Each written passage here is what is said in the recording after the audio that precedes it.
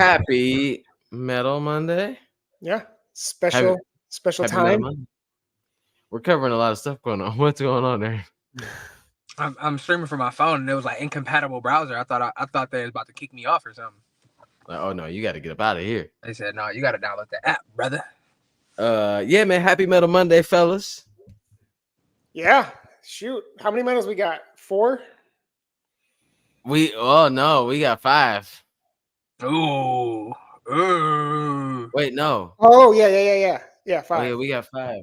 Yeah. Oh, I don't have my Boston ones too far away. I don't want to get up and ruin the high quality shoot we got here going on. I brought mine just in case. Yeah. But I also don't want to give free publicity to Bank of America. Yeah. So what? So it's been like 2 weeks since we talked. Probably more than that. 3 weeks. This would be like 2 weeks. Okay. So we missed last weekend, and then we did the weekend. Here we are. Yeah. Here we are. Okay. Cool. Yeah. Cool. All right. Well, I mean, really, this should all start with. Well, let's whoever's here. This is a Monday, so we'll address the elephant in the room. It's a Monday. It's different. We normally do this on Sunday nights, but I was coming back I was in London, so it'd have been like 1 o'clock when we started, and that was just not gonna happen on race night. So we just moved it to a Sunday. Hopefully, we'll be able to have y'all tap in from post whatever it's called after it's posted on the YouTube too. The tube, YouTube. Never So mind. how much sleep did you get, Tommy? Not much, man. Not much. So like I just got back not too long ago, and it's only 5 hours difference, but like that 5 hours is a lot like right now, because like right now I do feel like it's like midnight or 1 o'clock in the morning, you know. Yeah, I feel like you got to London. Did you get to London later than a lot of the other American athletes? Yeah. So like I flew out on Thursday night to go to London, and that means I got there on Friday morning. So I only had 2 nights to get my life together before race day on Sunday. Yeah, that is not a lot of time. I mean, you figure you got 2 airplane rides before you have to run another marathon. You got to get home to Boston from Boston, and then back on a flight. Oh yeah, Yeah. So that's why I didn't hit my goal time. Thank you, Gary, for the. No, I thought you said you wanted to be around 3 hours. No, I did. I was just Okay. because I would have been able to roll it in. Like, bro, if I didn't have to do all that, I would have probably went like sub 237. You know. But I don't want to get too far into this thing without throwing out a little quick big shout out to Tracksmith. Thank you so much, Tracksmith. You guys are sponsoring these episodes for the last several episodes. You're amazing. What are you laughing at, Gary? This is serious business. We're talking about Tracksmith right now. I'm talking about Track Myth. This is a track. Track Myth. This is a Track Myth. Thank you so much, Gary. You just gonna let it ride, bro? No, he thought you had a lisp. Track Myth. Track Myth. Not sponsored by Mike Tyson. Oh my God. So big shout out to Tracksmith for tapping in with us for this part of the season. They sponsored starting in March all the way through the end of May. So you have some time to use the promo codes that we have. Tracksmith doesn't give out a bunch of these promo codes. It's PR new, $15 off of a $75 or more for any new customers, or PR give for free shipping for those current customers who've already shopped there. Free shipping, and the proceeds will go to Embrace Sports here in Michigan. They are a youth sports organization, nonprofit, who takes care of kids and does a bunch of different things in a ton of different sports. Track and field, basketball, football. Is soccer on there too? Soccer. Like it's like, imagine like when I see it, like I haven't been there, but imagine like summer camp with all sports. Like that's what I like, because it's just so many kids of all different ages from the city that just like that really kind of like need that love and like that like black like leadership, because it's like, 2 brothers that are putting this together or have put it together, that like really invest in these kids. Like sometimes they'll be gone for like weekends in a row in other states doing like track and field competitions and then soccer stuff. Like it's crazy kind of like once you kind of think about it. Yeah, it's awesome. Plus just to support movement and outdoor activities and whatnot, I'm all for that as well. Get kids outside and playing something. Yeah, because I definitely feel like when I look back, not to get like too deep or whatever, but like when I look back, like when you're young and you're able to get into sports at like a younger age, it definitely like fosters like this different like mindset and like lifestyle and like learn how to work with other people early. Because like you can have like the most talented kid in the world at something, and if they don't play like team sports early, it's gonna be tough for them later in life, and they try to like get like adapt to that whole situation. So it's super cool to see some of the kids that are out there so young, with all kids like different ages. I think it's awesome. So if you like Tracksmith, please buy something from them. Use PR Give for free shipping, and the percentage of the sales goes to Embrace Sports. And honestly, Tracksmith, you're not listening to this anyway. If you just wanted to, if you just wanted to donate to Embrace Sports, I think you should. Whether it's $10, $5, $1,000, or whatever it is, just tap in because they're doing really great things in the city of Detroit. And I'm assuming the bigger they get, the more they'll be able to help out in other areas and do things for other kids too, because that seems to be their calling. So shout out to them. Shout out to Tracksmith. Hit the website, tracksmith.com. You know how to peruse, you know how to find things. Make sure you use one of these codes if it applies to you. PR New for $15 off, $75 or more, and PR Give for free shipping. And if you're like me, who just ran a PR, you can get $100 for your PR towards the new merch. That's right. So do that too. All right. That's right. Do that too. Segue of a lifetime. Let's just start right here. We're going to put you on the Summer Jam screen. My bro, drop the PR. First race of the season, or of the year, I mean, right? First marathon. No, I ran DC too. I ran that. I mean, that's kind of just like a tune-up, though. So yeah, first that was a tune-up. We're counting that as practice. So this one, they said this how the guest pastor be when they get introduced. Yep. Hey, it might be something to that. Like it might be power in the connection points. All right, so walk us through. First off, congratulations from Gary and myself. Amazing job getting out there and PRing, starting off the top of the year strong. Let's talk. All right. So this was a important race to me, obviously. This has been the goal race for the build. So it was important. You guys have been here for quite some time. Y'all know the build went pretty well for me. I was feeling strong, feeling confident about my ability to execute the race to the best of my ability.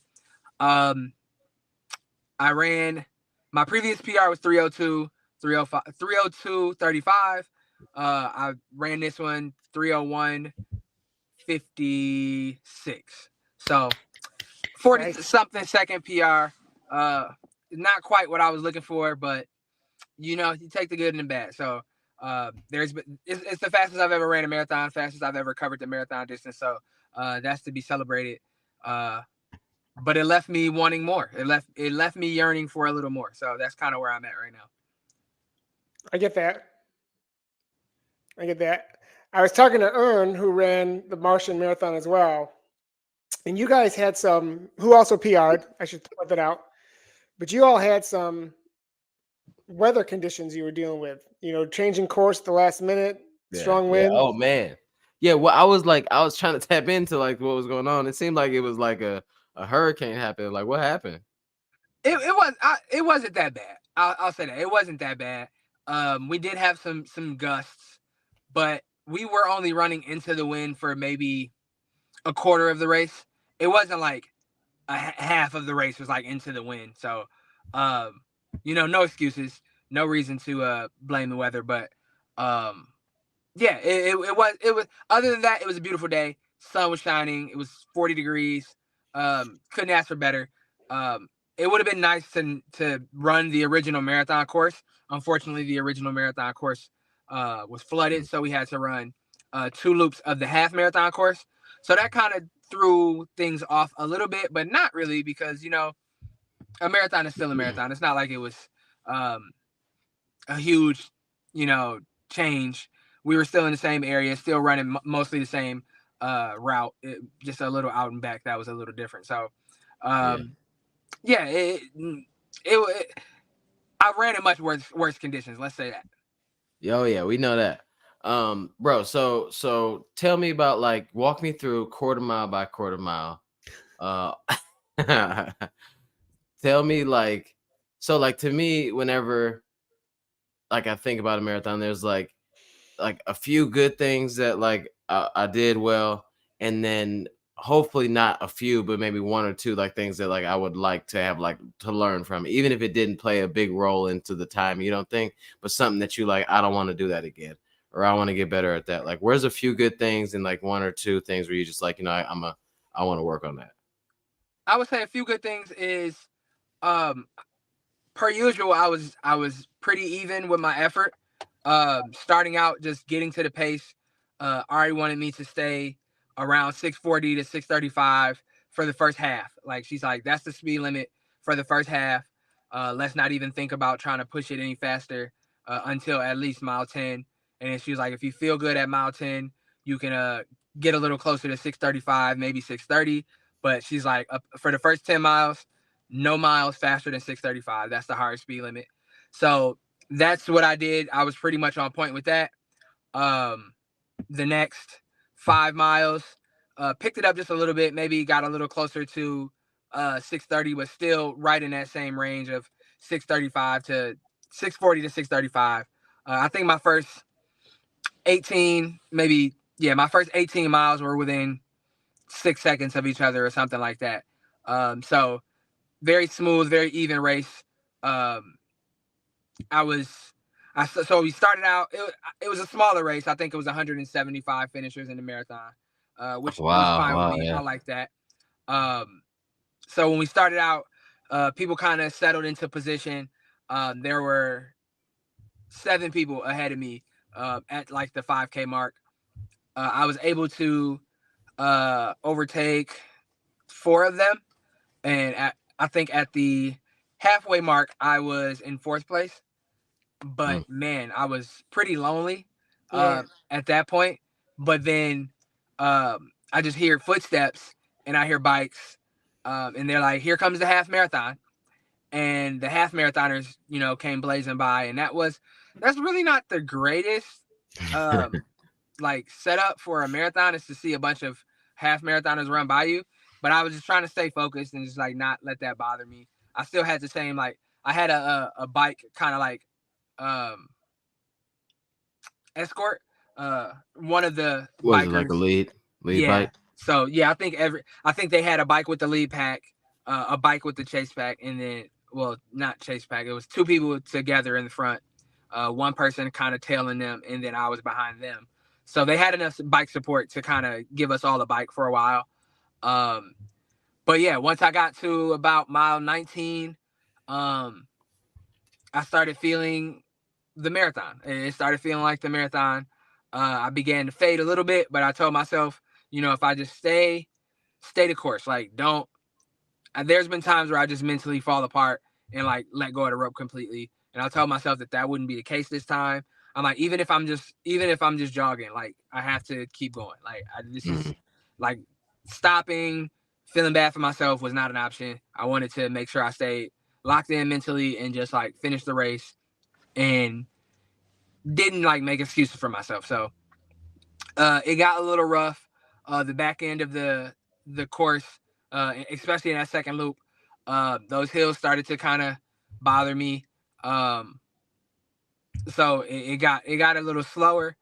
But I still felt like up until probably mile 24 and a half, that I still had an opportunity to hit, like, the A goal was gone. So 252 was the A goal. I knew that was going probably around mile 20, 21.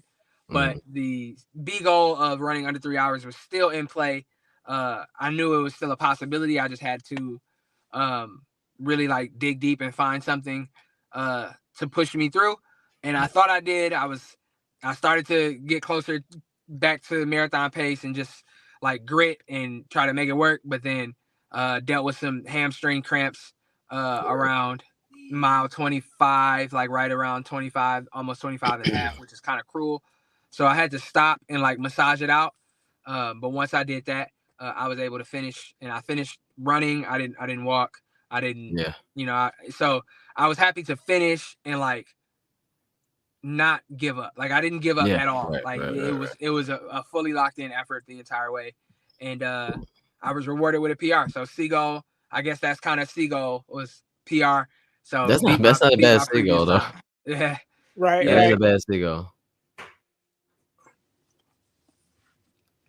I thought you were about to say something, Gary.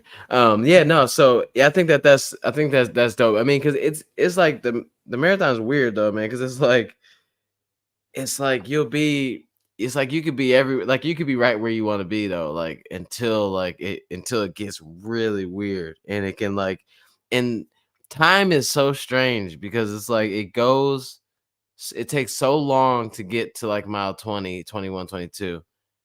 And you could be like literally metronome over that distance and everything's fine, and you got so much time, and then all of a sudden it gets just like 30, 40, 50 seconds here and there is like 5 minutes later. You're like, wait a minute, this is like literally you can give back so many minutes in the end of a race. And it just doesn't make sense. Even like looking back at races, like where did that time go for real? But like, I think it's dope to me because like I know that area and it's not an easy area to run. You know what I mean? Like it's not a flat. It wasn't like a local flat race where you could just waltz through it. Like especially if y'all did that one loop that has that big hill, that little not big, but it's like a really steep hill, like quickly. I could see like that being kind of a piece of cake the first time around, but like at mile like 20, what was it at the second time? Well, there were a few, but the one that you're talking about was like 24. Yeah, no. Like 24, you almost already 25. So yeah, because if you already kind of like slipping a little bit or already slipping, you just holding on, like just kind of finish. That was like and the hamstrings. And the hamstrings, hills, uphill and hamstrings just do not get along at all. Yeah. But I just want to say congratulations. I mean, I know that like I said, it wasn't the goal that you had in mind, but I've like know your history and running a marathon and stuff. Like I'm super happy that you was like that you can say that you gutted it out no matter what, and I feel like that goes a long way too though. Like that goes a super long way for you for the next one, like to know that you just a couple hamstring issues away from what you want to do. Yeah, and we learn from everyone. So yeah.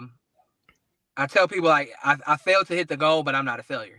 Like I'm not a failure, but the goal of the day was to run 2:52. I failed on reaching that goal, but still a lot to take away from it.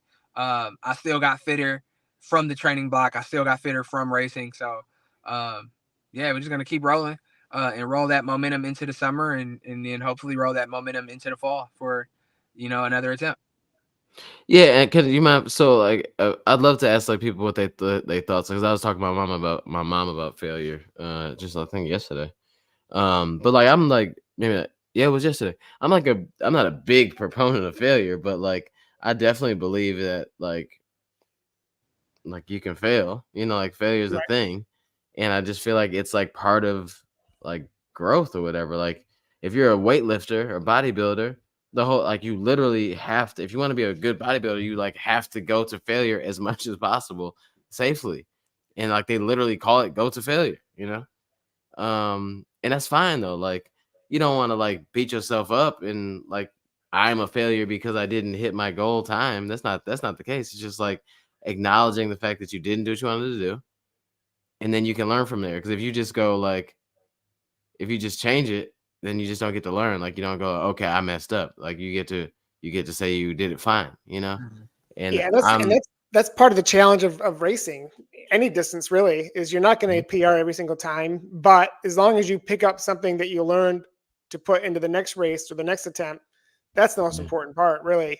I think all of us have, not had our goal races. We've failed at one point multiple times. And every time we're like, okay, I need to do this better. I need to do that better. I need to not do this. I need to not do that. So it's just really what you learn from it. Yeah, if you just keep doing the same thing over and over and over and over again, And I've learned one thing about running is the goal, especially when setting lofty goals like we do, you're gonna fail more than you succeed, and that's the reality of it. And if you aren't failing much, then maybe you aren't setting goals high enough. You know, like maybe you aren't Yeah. challenging yourself hard enough. So, like even the greatest professional runners, they come up short of their goals probably more than they actually reach them. But it's the audacity of the attempt is really what it's about. And I'd be willing to bet that professional professional marathoners or sprinters or whatever, I'd be willing to bet that they fail in this sense, miss their target 9.8 times out of 10. Like Yeah. they literally and probably higher than that. It's probably like 9.9 times out of 10 they missed their goal time. I mean, I don't know. Like, the thing is, like, you'll see a runner's eyes light up if you ask them, like, what was your best race? Because instantly they know that one because it's so rare. Like, it's so rare to have that one that you remember it like, yesterday. It stays at the top of mind. And that's the feeling that we're all chasing. That, like, that one day that everything went right and the weather was perfect and nutrition was good and your warm up felt great and you felt strong throughout the whole race. You probably passed some people that you didn't think you could pass. You gritted it out at the end. You finished. And this is not just like time-based goals either. It's like people who thought maybe that they would never run a 5K and they crossed the finish line that first time running a 5K and they're just like, I never thought I would be able to do this. Like that's what we all experience that in running. It's like that opportunity to have that day, and everything else is just like preparation and like trying to give yourself the best chance to have that day again. And it's not guaranteed and it's not always going to happen, but it's the pursuit of it that I cherish the most. It's like I'm thankful that I had the opportunity to even think about those kind of things. Right. And I feel like there's a especially in the beginning, because we're all, I mean, other than Gary, I mean, because he was doing cross country with Moses apparently. Is he frozen? I thought he just deadpanned it. Yeah, I thought he absolutely just deadpanned it. I thought he played us off. But like, honestly though, like, I mean, a lot of us, when you're new to something like this, like, it's easier to PR fairly often because you're just getting better every like day and every month for sure and every year for sure for a couple of years at least, or 3 years or so. But at some point you do get to a thing where it's like you hit a ceiling of like, okay, well, I'm getting closer to my potential. I'm potentially getting closer to my potential. So the chances of you PRing all the time are really low, and you just have to, and I feel like you have to take really big swings to be able to get a small PR sometimes, and maybe even get a big PR out of it. But you got to take a really big swing to do it. And if you're gonna be, you can't be scared of failure and take a big swing, like, because then you just bunt everything if you're scared. You know what I'm saying? Yeah. If you're trying to hit a home run, you got to be willing to strike out. Straight up. Up. That's a good, straight up. All right. So what are we talking about here? I never make my goal. So Barbara, just put it up here. Barbara Douglas says, I never make my goals, but I will always finish, and that is what counts. So that's your goal. Hey, your goal is to finish. That's a goal. That's straight up. And you like make it happen. Goal, yeah. Absolutely. Yeah. Absolutely. Yeah. I mean, that's like Aaron was saying, like, everything isn't time based either, like, because like that's one of my things about like the whole performance side of things. Like, I think we talk about performance as like a running industry as a whole, like, we're about time, because it is a very time oriented like thing. But if you're at a part of your journey where time isn't your goal, then it doesn't have to be. Like, it can be like progress. It could be, like I said the other day, like, you can run a 5-hour marathon and be trashed, right? Like, there's like, you did the training block. It's just, whatever, you kind of felt your way through it. 5-hour marathon, and you felt trashed and you felt like you couldn't do anything for 2 weeks. And you purposely go back into that and say, I want to have a better experience. And you do what's necessary for that better experience beforehand. And then you say, run that same 5-hour marathon, and it feels so much different. You get to enjoy the crowd. You're not dying. Like you can have two different experiences at the same time, and your Right. goal could really just be to have a better experience in general. Yeah. So I mean, we can zoom out even more, and your goal could be, I want to put my shoes on and run after work. Like, That's and the goal. if that's the goal that you set for yourself, that's more than enough. If your Mhm. goal is, I want to make sure I run 3 times this week, that's a valid goal too. Like, we do get caught up in we major in the minor, and we think about, oh, like my marathon time is so important. Like, not everybody like will share that same ideology. Some people just want to run. Some people just want to get out the house.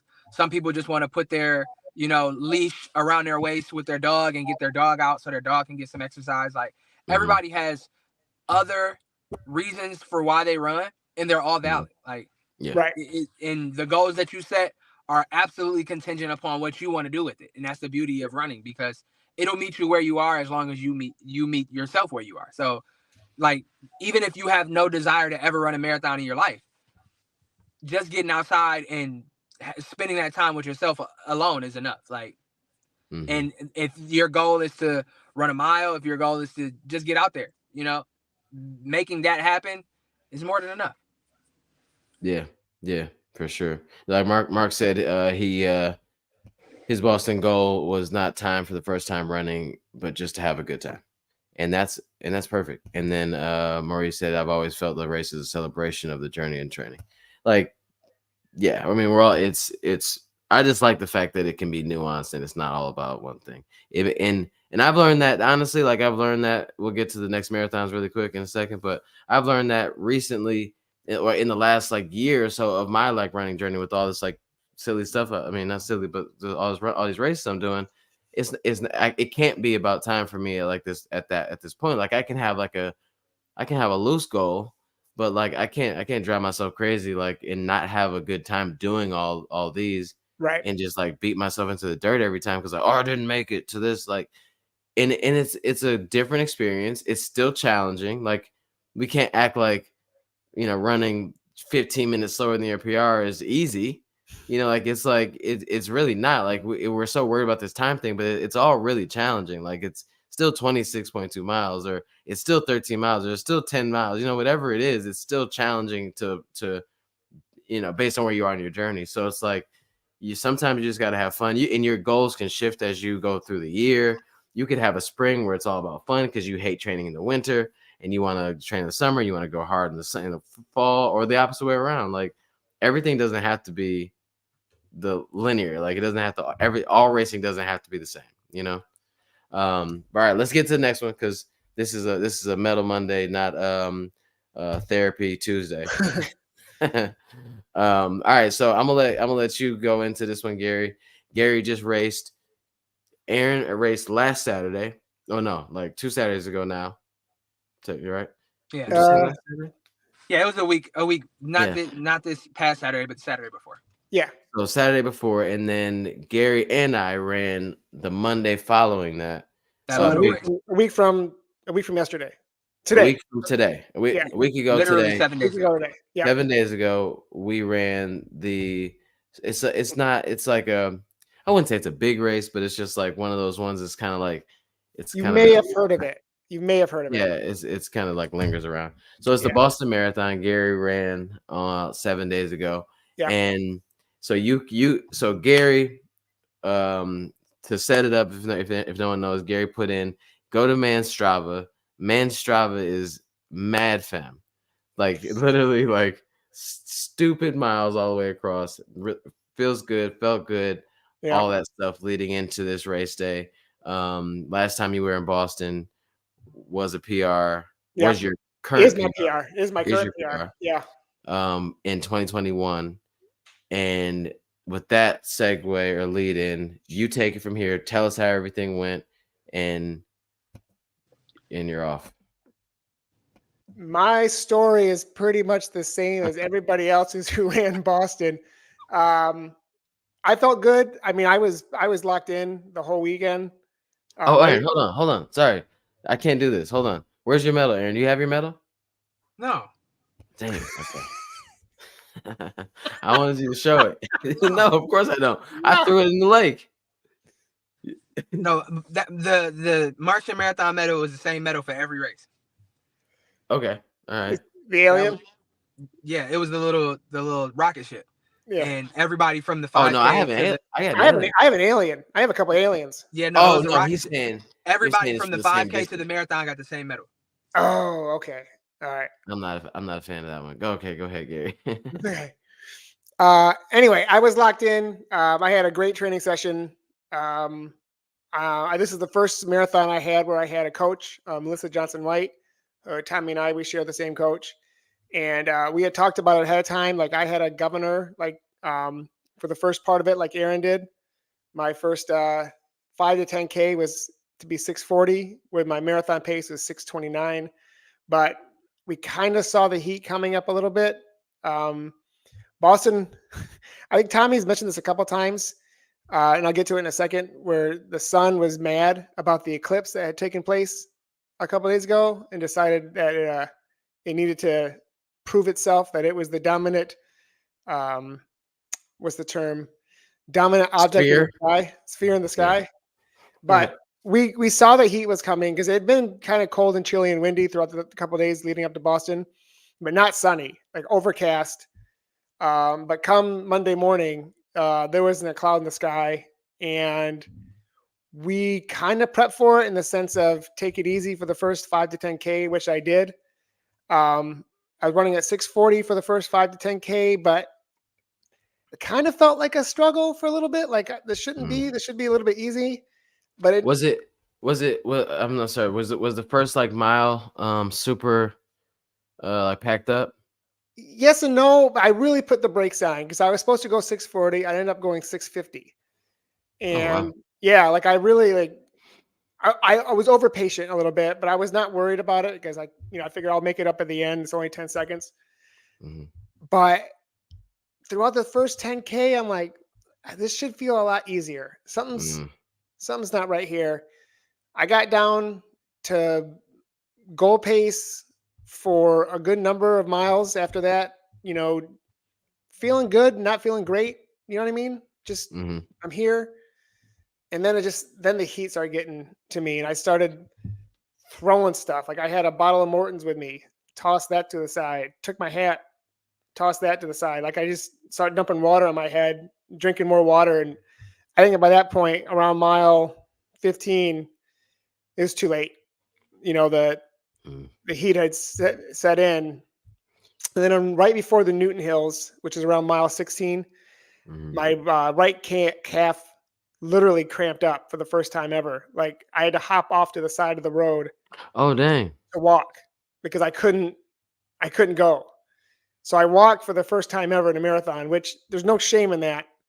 It just I had not had that been in that position before to do that. And I thought to myself, like this is mile 16 and I still got all the hills to go. Like all of them. This is not good. I feel you. I'm not laughing because I'm laughing at you. I'm laughing with you, man. Yeah. And so the good news is out of this whole thing is I was able to, I only walked for a bit. I was still like, I think I walked within the mile 21 or mile 22, like a little bit in between both. But I was able to get up and run again and, get my time back down to like sub 8 minutes, which I thought, okay, this is not bad. Yeah. I had to walk one more time when I had a little bit of a cramp on my right leg. My right leg. That heat, you think it was the heat? I think it was the heat. And looking back on it, one of the big things I'd been talking about was, making sure I had fuel with me. I carb loaded as best I could, better than I ever carb loaded before. But I don't think I drank enough. I don't think I hydrated as well as I could have. I think I probably need to find a better balance between, carb loading and hydration no matter what the race is, no matter what the conditions are. I think that was looking back on it. I didn't take the sun seriously. I didn't take the weather seriously enough. Yeah, I don't think honestly, I don't know if anybody did as much because it wasn't hot. I mean, okay, it was hot, but it wasn't like, Aaron, when we ran New York, wasn't it 75 or something like that when we started, or 73? It was like right at 70 on the nose when we started. And then it got to like it was like then it got like it went up to like 78 or something. I mean, whatever it was like close to 80 and humid. And so everybody was like, this is gonna happen. Yeah. It's an issue. There was sponges and stuff or ice on the course, the ice bags. Boston didn't have that really. Like, I mean, there was a couple of spots that like at the aid station, the Medical tents. the medical tents, Yeah. they were passing out ice with their hands, like in their hand, like, hey, you want a cube of ice. And that's how you could tell the race wasn't ready, like for that to be an issue like that. Because it was only 63 or 64. I saw some fans out there with sponges, like one time, and Yeah. I couldn't get to it. And I thought, okay, well, there'll be other spots for sponges, but no. I get a couple people had a couple spots had those like had paper towels, just wet paper towels, and that was enough like reprieve, like if you throw it on like your wrist or whatever. Yeah. Oh yeah, no, I go missed ahead. that. But it was a super tough day. Yeah, but I got back down to pace when I saw like Prolific and Trailblazers. That kind of pumped me up, and I got my time back down to 6:50 for a little bit, and then I realized that's dumb. Slow down. Yeah. So if Slow down. if Pioneer and Prolific and all them stay in the same spot right there, it's gonna be a problem for years to come, because it's at mile 22, a little after mile 22, right after a water station, and after after you pass them, it's literally downhill for like almost a half mile. Yeah, until you get to that it's right by level. the tracks too, so it's Yeah, like where you so, like, turn. you- Wow. Yeah, like it's before you get there. So like you can bomb down that hill. And so I guarantee like everybody that goes through there probably sped up for a while. Like, yo, I got life again. Yeah. And then No, and it helped. They definitely helped. And actually, you and I kind of talked about this after the race. The Wesley Scream Tunnel was not as loud as I had remembered it, and I think other people thought that too. I've heard other people say that it wasn't as loud, but Boston University, maybe it was the alcohol all those guys are drinking, but those guys, I don't ever remember where that's at. it's towards the end. It's like before Sitgo. So it's before the Sitgo. It's like mile 23. Yeah, I think they might have backed off by the time I got there, Gary. But they were really loud, and that helped. And then the last time I walked is right before that little bridge hill, but before around the Sitgo sign.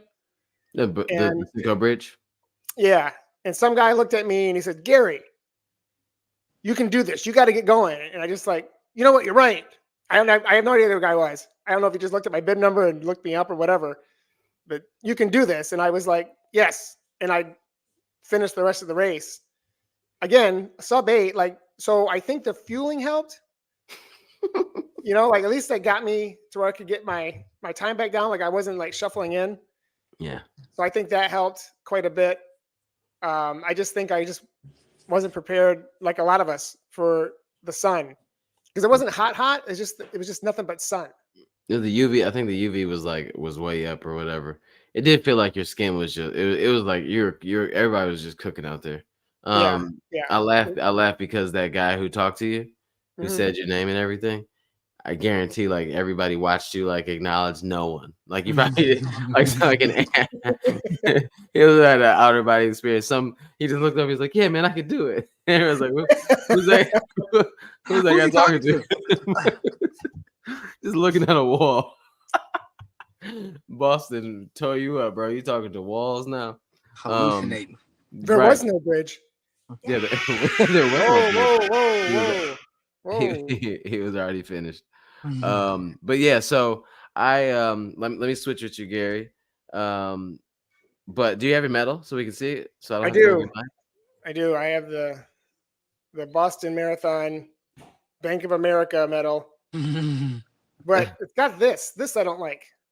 Yeah, it's a Velcro thing, and I don't know why they have that there. Make it way easier to snatch your chain. Oh yeah, you don't want that, bro. You don't want to get your chain. Imagine people just chain snatching for race day. It's crazy. You can't even fight back. Can't even chase them. They can gingerly jog away from you. You can't do nothing. They like catch me, slow boy. But yeah, so I did Boston as well. And Cool thing for me was the fact that I thought that I was just gonna do like an easy. This is all gonna sound arrogant because I know 320. I'm in a blessed position to be able to do 320 on an easy day. But my goal was to do easy. It was to do a 320, which is a pace that I thought was gonna be fairly easy for me. I even took my phone. I'm like, I'm about to record this. I'm about to get the whole all the vibes. We gonna have some fun. Like it just felt like having a phone and doing that part would also keep me from trying to think that I had to go any faster. So I'm like, just relax, find somebody that's doing like 320-ish range, and then just lock in with them and have some fun. And so Gary, I thought that the first corral or wave or whatever it is, I thought that the back of that corral would be 320, but I heard that this year's Boston is much faster than most. Mhm. And the back of the first wave was sub 3 still. Like I think, or no, it was like 305, which is because then when people are coming, so I waited 35 minutes until that whole y'all wave left, waited until the white wave started pouring in and filling into the corrals. And I'm asking people, like, I just knew that like corral white wave corral 1 would be like 315, 320. But I had to start in corral like 6 of wave 2. You know what I'm saying? The second I thought wave. you were allowed in wave 2, just not wave 1. No, I can go backwards. Right. So like I had red wave corral 3. Right. And I thought that white wave corral 1 would be right where I needed to be for 320. But I had to go all the way to 6 to find. I didn't have to. I could do whatever I wanted. Oh, okay. But in order to find somebody that was doing 320, I had to be in that corral. So that's how fast the race was. But I locked in with a couple people, a couple ladies, and then turned out like in the first like mile or so, they weren't ready to like hold the pace, and then I ended up finding Courtney from 615 in Nashville, and I kept seeing her. She didn't say nothing. She was just like in the mode, right? And she wasn't saying nothing. Like I kept looking to see if it was her, but I didn't want to be weird, like staring at somebody running. And then eventually I was just like, you're from Tennessee? She's like, yeah. I'm like, oh, you run with Julie, and then social. So I'm like, what are you going for? She was like, I'd like to do 315, but I'm not good in the heat. So I'm thinking maybe 320, 324 or something like that, like in there. I'm like, okay, well, let's just run together. We'll figure it out. So we ran together a long way. But the heat really, like Gary said, like the heat, since I was going much slower than my goal pace, I think I extended it longer. But it really, the hills hit me before the heat did, because I didn't do any, only hills that I did was with you guys random, here and there. I had no like practice or like nothing ready for a hill at all. So like the first Newton Hill, I'm like, yo, this is about to be crazy. And by the second one, I was just trying to like hold on for dear life. And she had already backed off. So like I didn't have any reason to. And I started thinking like, okay, I got another race coming up. Let me just save it. So a couple times I just walked, and then I'd record it like, hey, this hill just humbled me. Like I wasn't trying to like hide it. Like it is what it is. And then I thought that like, okay, I'm gonna crush heartbreak. That's what I'm gonna do. I'm gonna just do my little thing, and then save some energy, walk every now and then I'm gonna climb heartbreak, because I did last year, and it was like it feels great to like go over all the hills like that everybody has issues with. And I got halfway up Heartbreak Hill. Number 1, Heartbreak last year was the 4th hill. This year it was like the 8th hill for sure. They added more hills. No, I completely agree. I'm for sure they added more hills. I don't know how. I swear. I was counting. I'm like, this is 7 for sure, at least. Isn't that right? Yeah, because like I didn't remember it being so rolling on the. I don't know what happened. Agreed. I thought finally somebody was telling the truth. So I walked up Heartbreak Hill, some of it, and then by the time I got to the top of it, some guy was like, you're almost there, you got to do it. And so I'm like, all right. So I just started jogging, and then did the downhill, ran all the way. You're almost there at mile 21? No, he was talking about the hill. Oh, he was talking about that one hill. Yeah. Somebody told me, was like, those fighting words right there. Somebody yelled out, he was like, yo, just crush this hill. And I was like, bro, I'm trying to savor it. I want to enjoy this hill. We can we good. He's like, okay, that's fine. You take your time. He was like, all right, leave me alone, bro. But like, if you see somebody walking, I don't really know much you can say to that person. I mean, can we all agree? There's not much you can say to somebody that's walking that makes them go like, oh, I can do it, unless you know them personally and you It's can remind still them, nothing. do You this could for tell me El the most Paso. beautiful, like amazing, uplifting thing, and if I'm walking in a marathon, it's gonna sound like you disrespecting my family. Like there's No, what if nothing they good. told you? What if they told you that there was Little Caesars cupcakes at the end? Even that might work, but Bring him, even that bring him, probably wouldn't work. bring him to me before I finish this hill. You Bring feel him me? not, and I'll see what I can do. Yeah, I mean, you really can't do nothing at that point. I mean, I could have run, but I'm like, I just wasn't about to let nobody pressure me into it. But I thought about it after he walked away from me or stopped talking to me. I'm thinking like, what if I was like literally like in the pain cave walking like I had to, I have no other choice, and you saying some stuff about that you don't even know me, man. You don't even know like a button to push. You could, you know what I'm saying? Like you could have yelled out like, do it for El Paso, and it wouldn't mean nothing to me, I don't know. But like, but it was good though. It was a fun day, and it was challenging and crazy and amazing all at the same time. But that heat though, like I feel bad. Like I don't know how anybody ran well that day. It was just so like when you saw the people that won the race. Still, I don't know. Professional athletes are insane. They built Like different. I don't know how they go through these marathons like this. Like I know a lot of them had bad days or whatever, but the winners just like, I mean, he still ran what 20, he ran 206 or something like that. Yeah, 206 or some But shit. that's what separates the mortal from the immortal, is Mm. the ability to To be withstand that motivated by pain. El Like, Paso. yeah, El Paso, whatever you need, El Yeah. Paso tacos, whatever. I Go ahead, Gary. I did say to somebody, I said the only people who had good races were the winners because they won the Yeah. race. Yeah. I mean, I'm sure. I mean, no. Julian had a great race. Yeah. No. I was kidding, obviously, but yeah. Some people were able to get through relatively unscathed. Yeah, and I believe those people that had really great days would have had just phenomenal days if they ran the same race on a mildly cooler day. But yeah, so your Boston didn't go as planned. My Boston, I ended up doing 4 minutes after the easy pace that I was gonna run. What happened? No, I thought you were teeing something up. I was waiting for it. Oh no, what? I want to know now. When you talked about Gary, Oh, about how Boston didn't go well. Your Boston went really well, Gary. No, it didn't go well. No, it didn't go as I planned. Yeah, It didn't go as you planned. He's doing unplanned things, is what I was saying. He's hinting at my bonus race coming up. What bonus race would you what could you possibly be talking about? Because I mean, I don't know what you mean. Well, the three of us are going to happen to be in Eugene, Oregon, Tracktown, USA, where Aaron and I both completed the marathon there last year.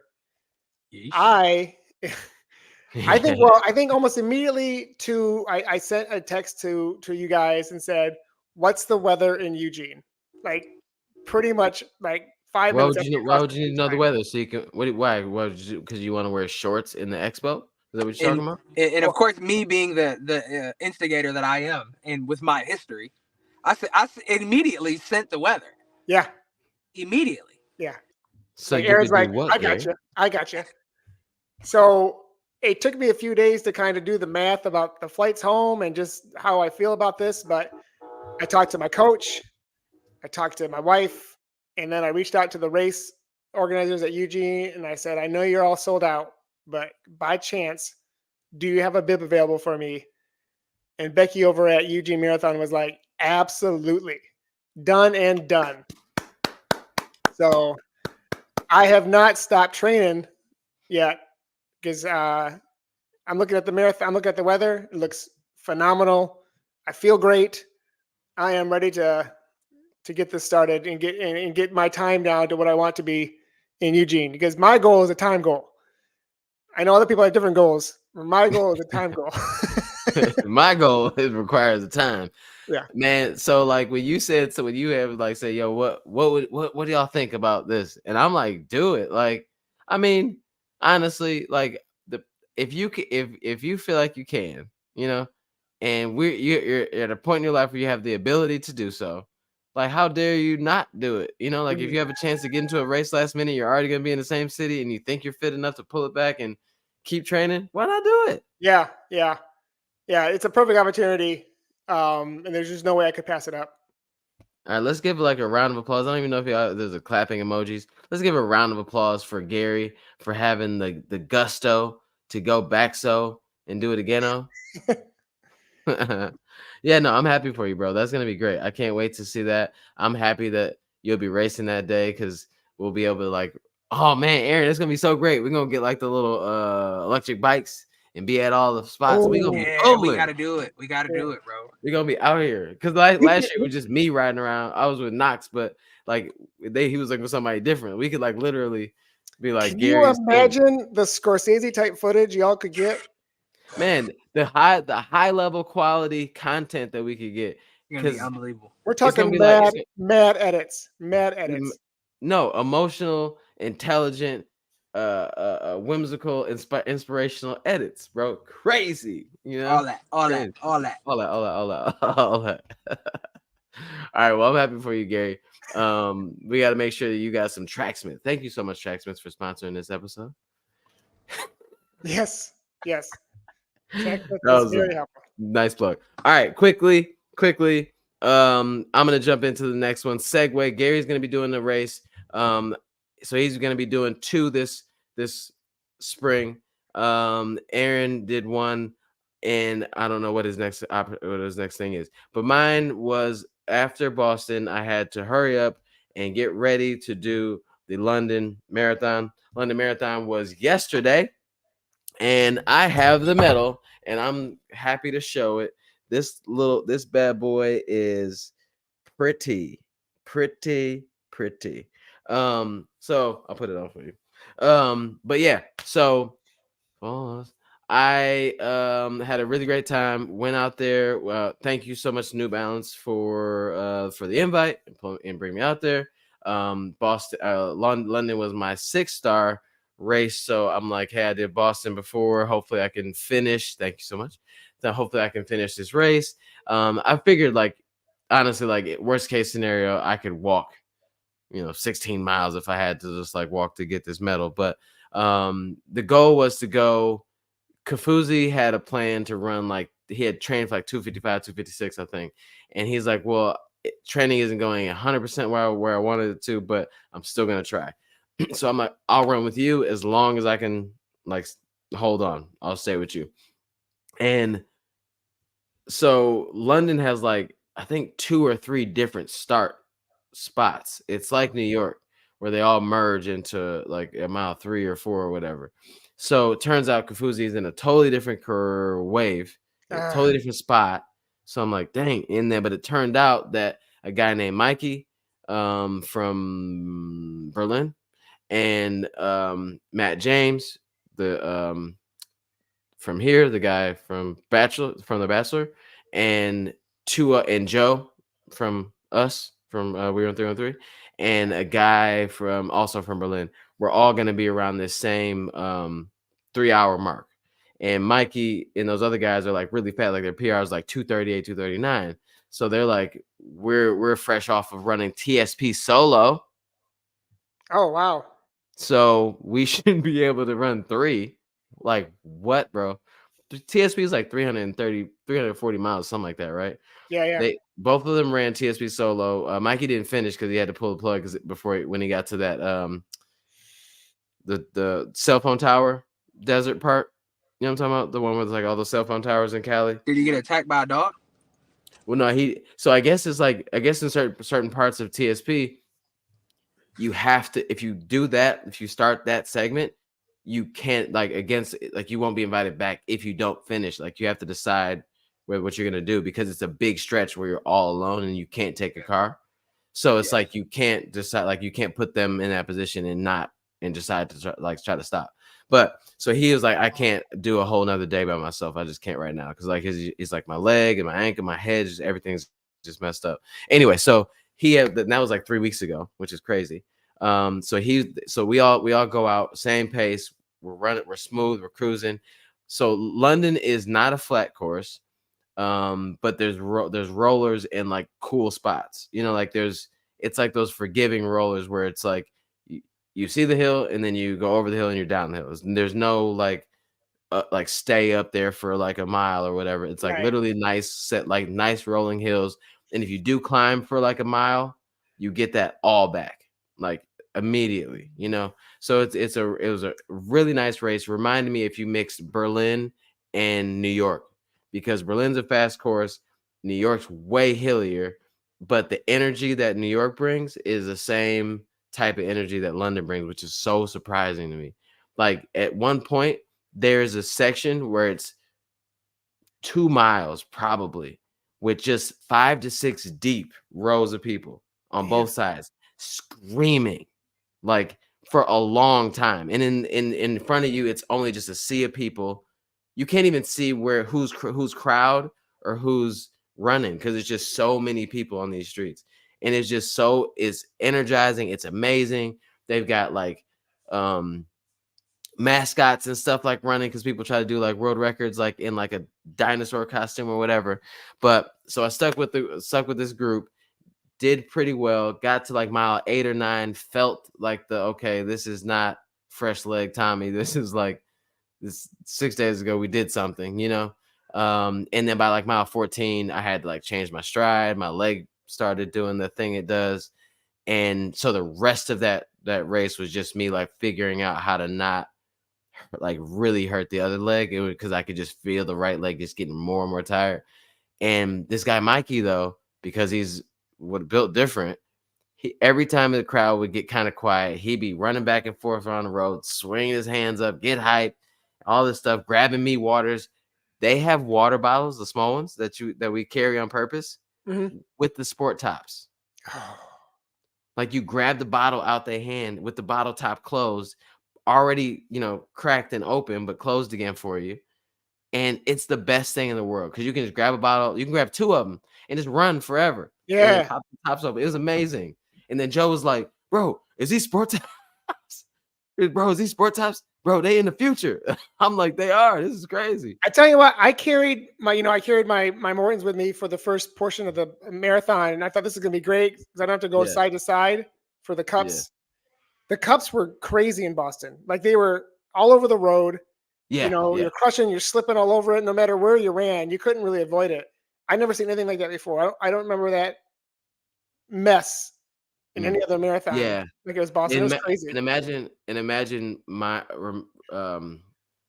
I was 30, 40 minutes behind you. Yeah. And so it was really bad. Like it was really bad. I'm surprised nobody fell. And we did get lost. I think if you're talking about my reel, we got lost on the way. So New Balance had 4 buses. 3 buses went to the fancy start where like the New Balance tent is, like, you know how we had in New York. And then for some reason, the people were in the yellow corral.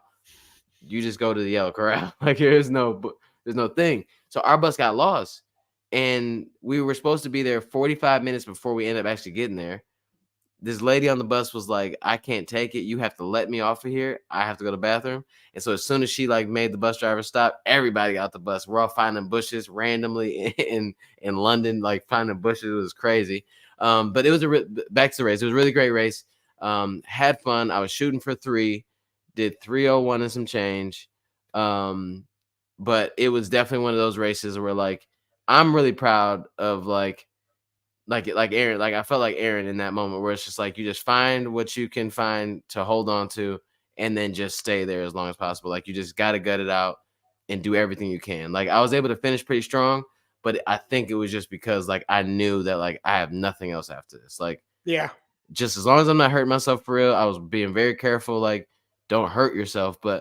And I knew my mom was like at because she got some grandstand tickets. Shout out to Ted, but like she was able to get like the right there along the side.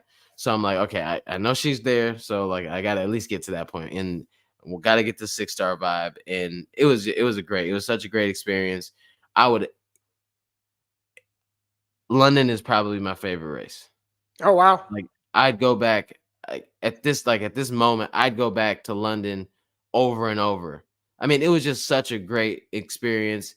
And Berlin is a really fast course, but it's really quiet. Chicago's a fast course, but it gets really quiet at certain spots. Not Mhm. that that's like a terrible thing, but if you're gonna go do this like world major thing, it's like you want to feel like the world major, like energy, Atmosphere. you know. Yeah, yeah, yeah. I mean, and they have it all, man. And it's organized, it's clean, it's this and that, it's hype, it's nuts. Because there's people drinking in the pubs like Yeah. already when you start, like the city's ready for it. So you're running by pubs and there's people standing outside with beers in their hands, just ready to go, you know.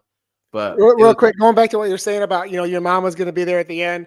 That yeah, was a huge for me because I had my family in Boston and I knew they were going to be on the right hand yeah. side of Boylston Street. And so if you look at the photos of me from the marathon photos, it's just me constantly looking to the right, like look to the left. I mean, looking for my family the whole Hmm. way because it's just to get there. And I know Aaron, when you were at Martian, one of your big motivators was you had your friends and family there to watch you. So it's just kind of fun to have that family motivation to kind of keep you going, especially towards the end like that. Yeah, there's nothing like it, man. There's nothing like knowing that your family or someone's at a mile point or whatever. Like I didn't know where mom was gonna be. Well, I knew she was gonna be at 13, but I missed her because there was so many people. You know that Tower Bridge that they call like London Bridge, but it's not. Yeah, Um, it. I thought that like when you go over the bridges in New York or Chicago, there's like maybe like 1, 2 people deep on both sides, just kind of scattered. yeah, There's people everywhere on this bridge. It's people like up on top of the thing, like leaning up. Like it's so many. I don't even know. I didn't imagine this place would be this crazy. Like I thought y'all supposed to be distinguished over here, like with tea, or like, but it's like they were crazy, and it was so amazing. But yeah, it's nothing like having somebody like looking forward, because I was looking forward to getting to Run Dem Crew. They were at 20.5, and I was like, almost like the whole race, it was just like, just get to 20.5, like get there. And then like after that, it was like, okay, just get to the finish. Just to your mom. But for those people like that go hang out and watch, spend hours and do the logistics to do all that, I think that's amazing. Family members and friends that just do that are crazy people, for but sure, we for appreciate sure. it. All right, so I'll show this really quick. Buried the lead on that one. This is the marathon. The marathon majors, marathon majors 6-star medal. They hand this to you at the end. Like you have to, once you get your 5th one and you sign up for the 6th, you tell them, you have to, like, you alert them that this is going to be your 6-star major race. And you don't pay anything extra for it. Like I thought you were gonna have to pay like another $100 or whatever. It just is what it is. It's part of the process. And you finish the race and they guide you to the area where you go pick it up. And you have an option to wear a back bib that has, it's more of a rectangle than a square. And then you can pin it on your back where it has all the majors, and obviously it has like the last one that you're doing at the bottom, because based on the race. And people will cheer you on because they see, like, as you're passing or they're passing you, they see that like that you're at your 6-star, and they kind of say something to you about it. But it was a great experience. I love that I got it there, because it was perfect. It was a perfect way Nice, to end this journey for the majors. good stuff, good And stuff. and you guys know me too, though. Like normally I'm not like happy about, like, I mean, I'm happy, but like I'm not normally excited about things, like not like this, like it's like, That's but no, that's a. I mean, that's a pretty big. yeah, and I didn't. You're a People were curmudgeon. asking me You're like, right. Yeah, you're right. I'm You're a never happy. curmudgeon, yeah, yeah, no, like so, but You're people was all- asking me like, you're pretty serious usually. So I'm probably the most serious person y'all know, for real, if you think about it. But like people people were asking me though, like, are you excited about the 6-star or whatever?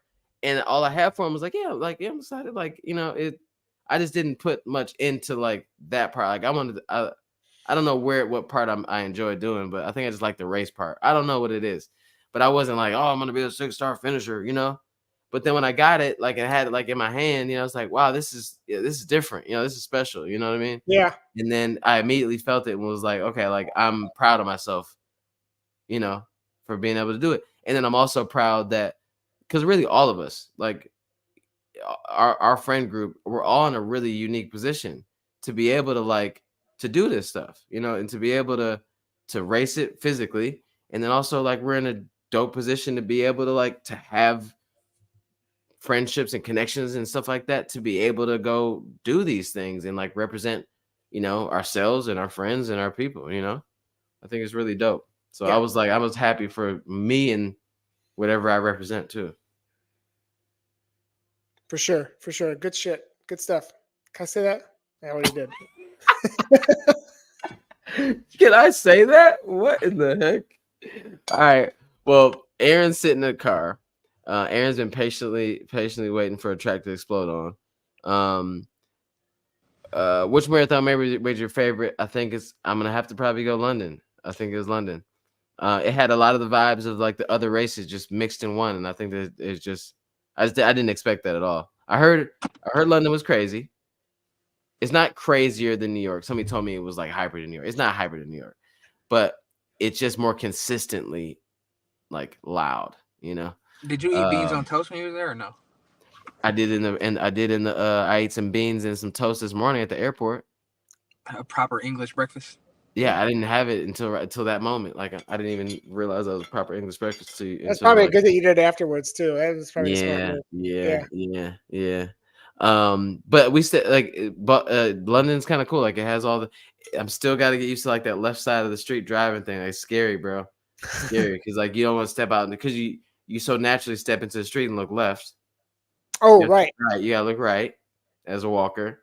And then driving when an Uber just busts a left in a weird direction, you we about to die here, But and then the whole vibe about the cabs, they're supposed to they have to study for it. You have to know all the streets in London or something like that before you can get your cab driver's license or something like that. It's a whole, they take super pride in that's why Uber and stuff like that isn't as prevalent there, because people really mess with the taxis. Because that's what you do.